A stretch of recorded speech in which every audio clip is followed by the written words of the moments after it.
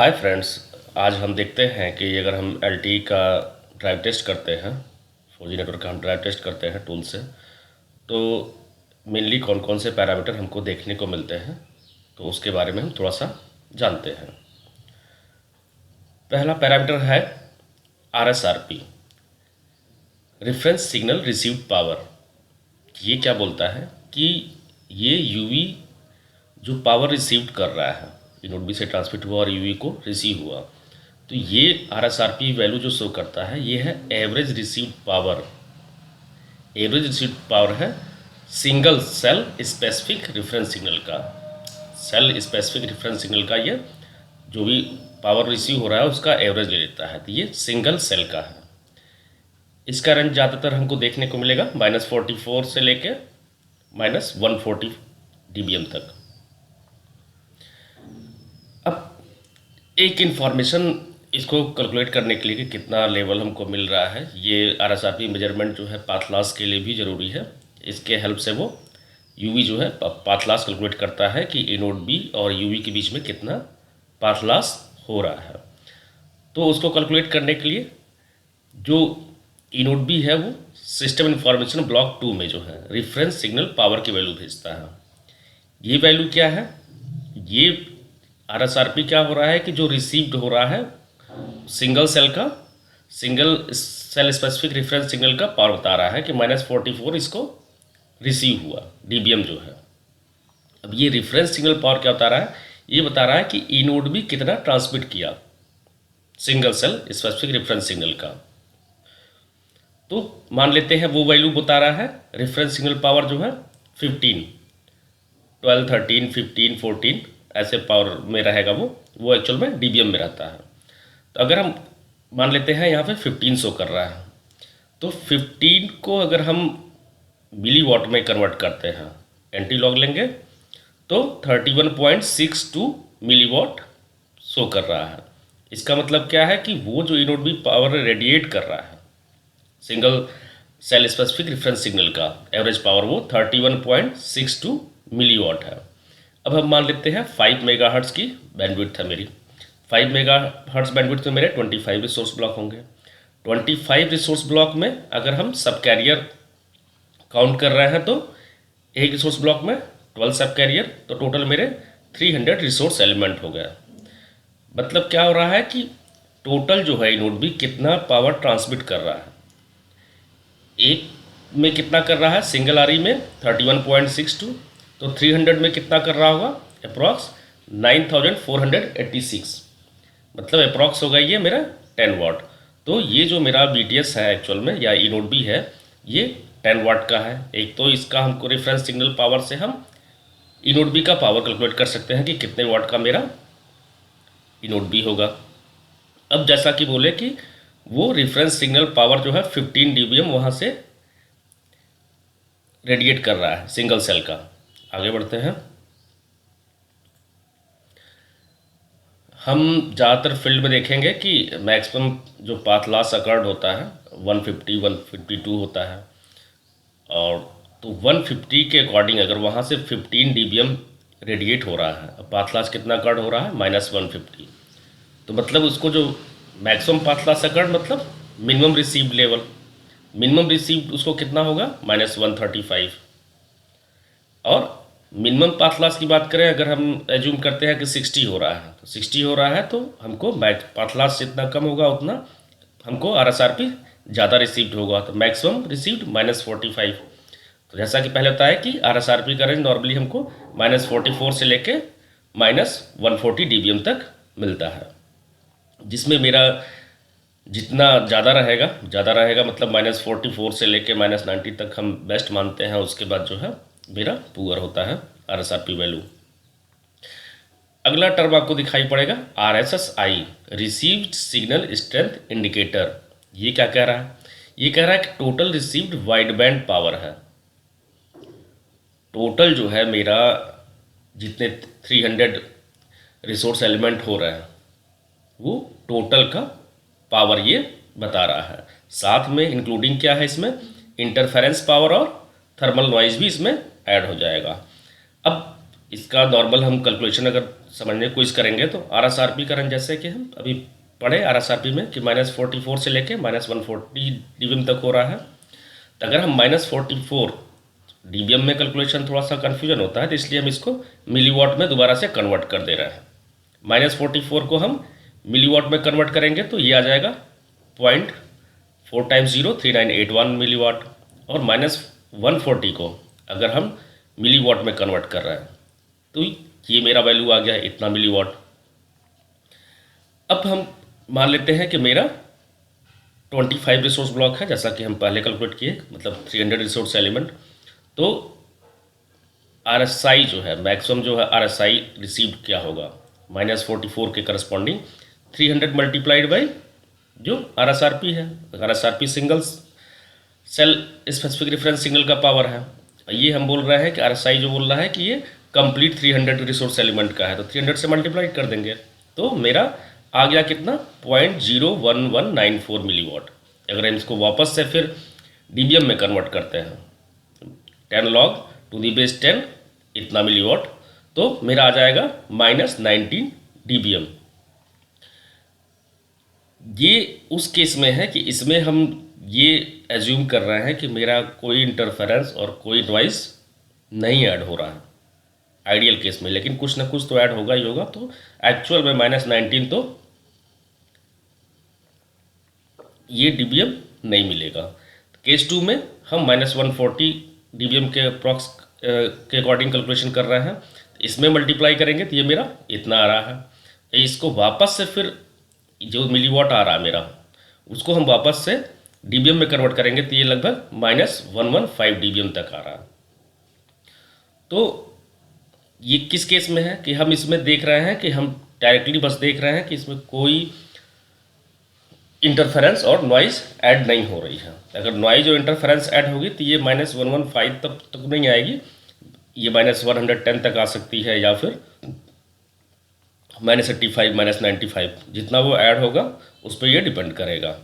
लेकिन हम ideal case में मानते हैं तो ये -115 dBm तक ऑब्जर्व होगा आपको RSI की वैल्यू। अब हम RSR को तीसरा पैरामीटर बोल रहे हैं, रेफरेंस सिग्नल रिसीव्ड क्वालिटी।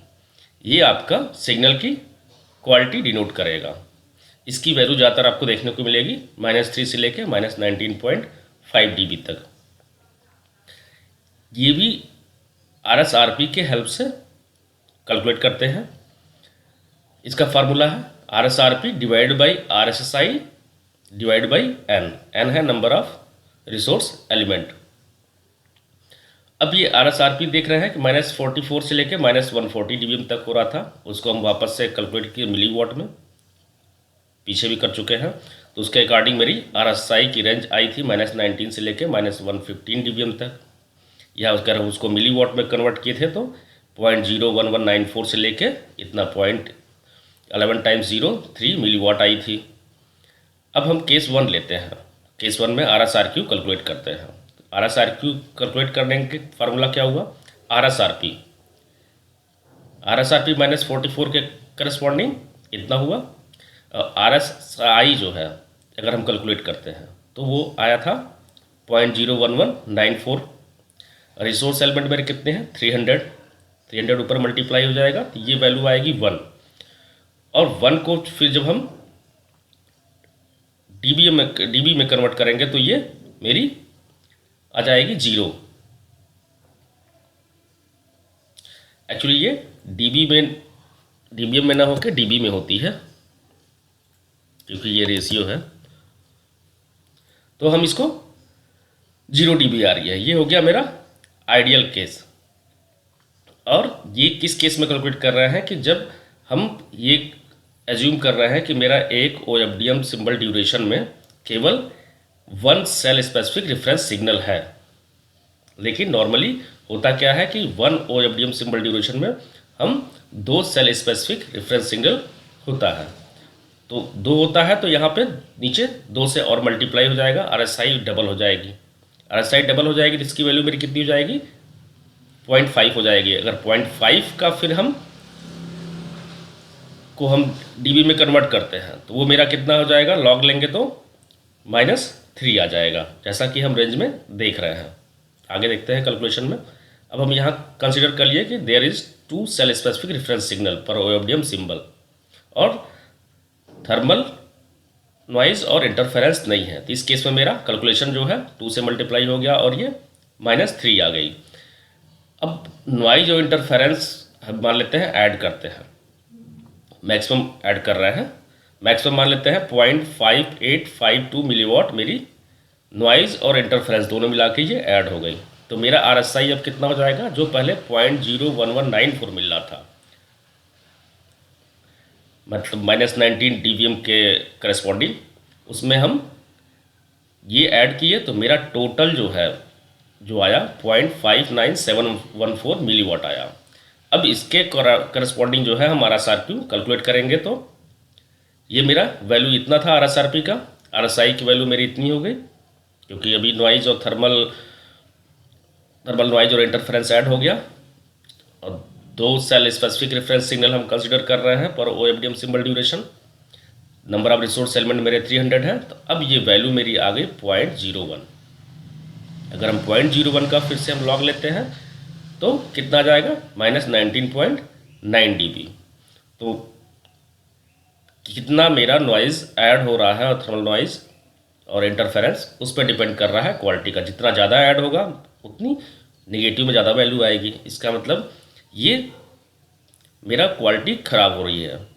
अगर मेरा -3 है तो मतलब वो मेरा बेस्ट क्वालिटी है, और जैसे जैसे निगेटिव वैल्यू बढ़ती जा रही है मतलब थर्मल नॉइज़ और इंटरफेरेंस बढ़ रही है, तो बढ़ रही है तो उसको क्वालिटी को पुअर मानेंगे। तो हम जैसे जैसे हायर निगेटिव वैल्यू की तरफ बढ़ रहे हैं तो इसका मतलब ये हो गया कि हमको अब RSRQ पुअर मिल रहा है।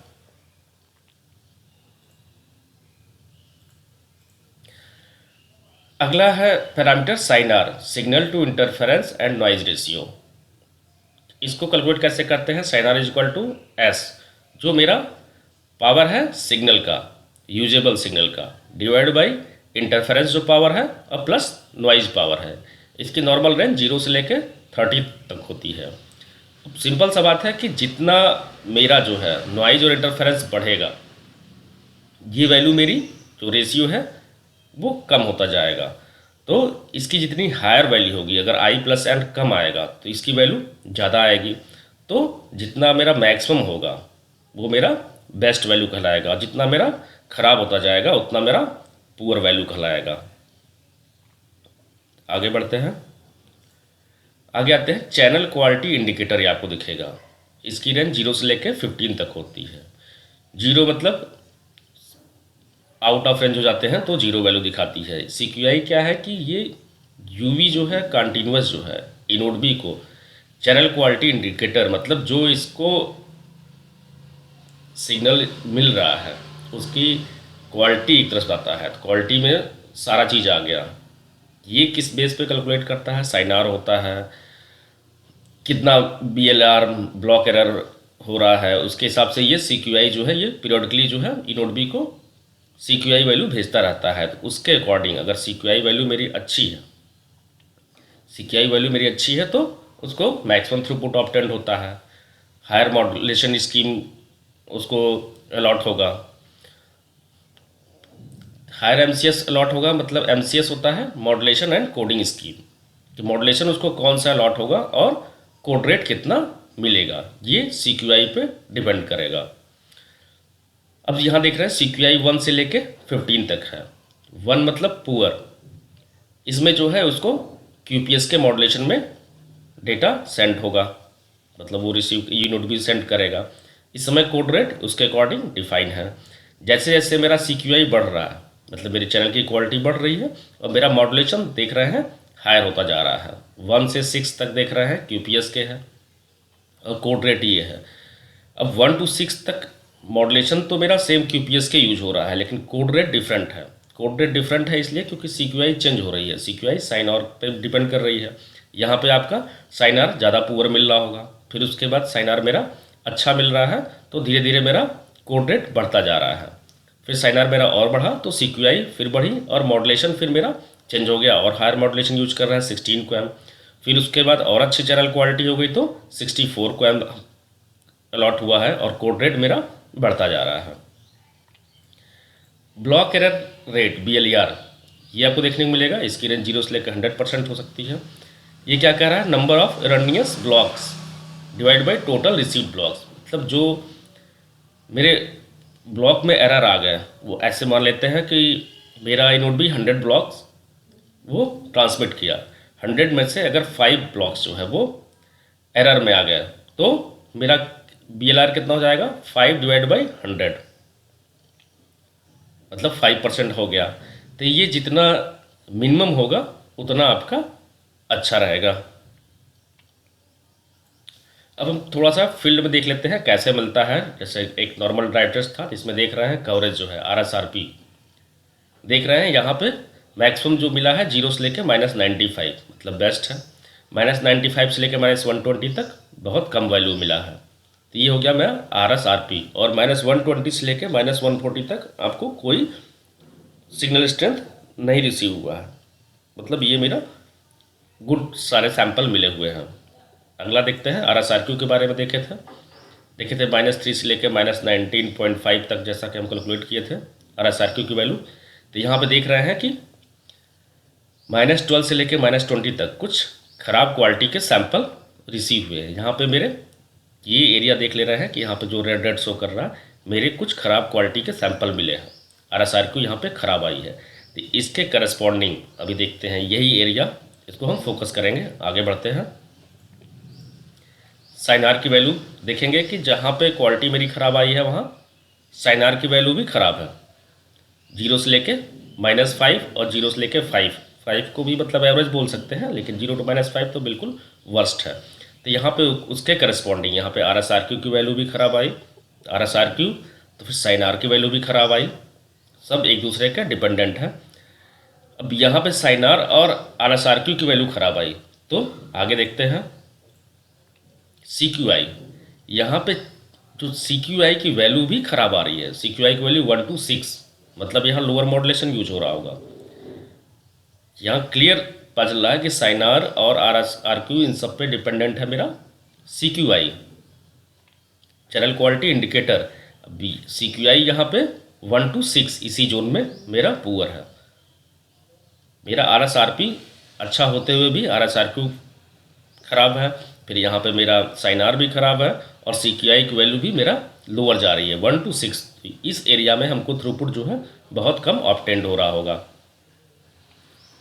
अब जहाँ पे CQI की वैल्यू भी ख़राब है, साइन आर की वैल्यू ख़राब है, सब कुछ ख़राब है, तो मेरा BLR तो वहाँ ख़राब होगा ही होगा, क्योंकि BLR साइन आर इन सब पे डिपेंडेंट कर रही है मेरी CQI वैल्यू।